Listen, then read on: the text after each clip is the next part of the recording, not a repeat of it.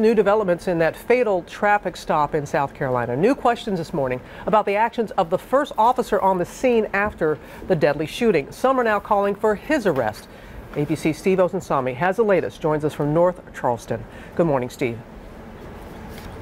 Good morning to you, Robin. After Walter Scott's funeral this weekend, now that other officer who was seen after the shooting, his actions are also being called into question, and some are calling for his arrest and prosecution.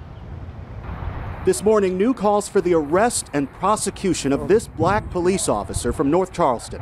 Officer Clarence Habersham appears in the disturbing cell phone video seen round the world, responding to the scene after Officer Michael Slager is seen shooting Walter Scott to death. Gunshot wound to the left side, to the back, one left side to the buttocks. Unresponsive.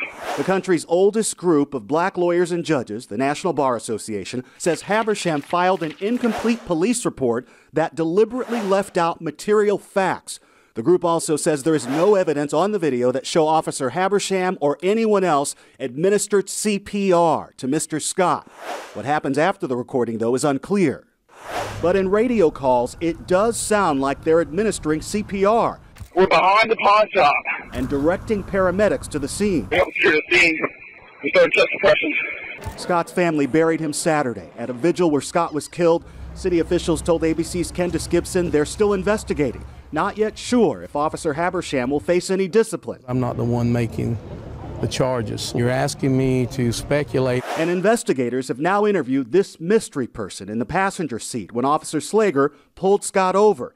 He was too far away from the shooting to see it, but he may know why Scott ran from the car.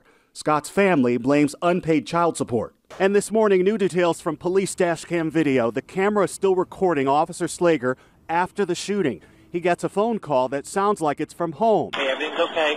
And then he and another officer discuss what investigators will do next.